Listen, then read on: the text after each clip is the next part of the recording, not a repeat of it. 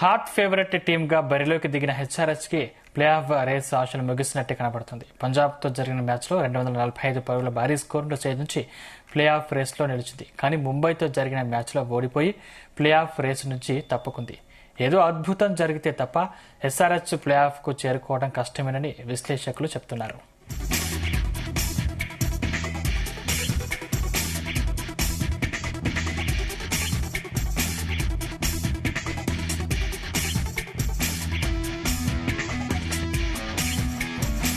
IPL 2025లో SRH తొలి మ్యాచ్ను ఘనంగా ప్రారంభించి అంచనాలను అమాంతం పెంచింది.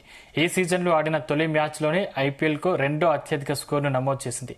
ఆ తర్వాతి మ్యాచ్లో మాత్రం అదే జోరును కొనసాగించలేకపోయింది.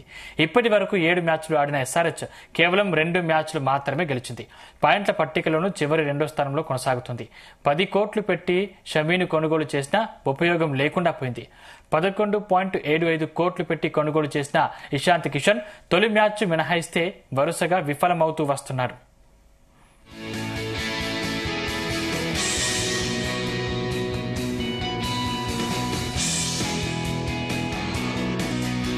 గత సీజన్లో అద్భుతమైన ఇన్నింగ్స్ ఆడి ఎస్ఆర్హెచ్ ఫైనల్ దాకా చేరుకుంది. కానీ ఈ సీజన్లో ప్లే ఆఫ్ దశకు చేరకుండానే సీజన్ నుంచి ఇంటిబాట పట్టే అవకాశాలు కనబడుతున్నాయి. ఎస్ఆర్హెచ్ టీంలో బ్యాటింగ్ విభాగం బలంగా ఉన్నా ఈ సీజన్లో ఆశించినంతగా రాణించలేకపోతున్నారు. బౌలింగ్ విషయానికి వస్తే ఈ సీజన్లో పూర్తిగా విఫలమయ్యారు. ఈసారి కప్పు సాధిస్తుందని ఆశించిన ఎస్ఆర్హెచ్ ఫ్యాన్సీకి మాత్రం తీవ్ర నిరాశ మిగులుతోంది.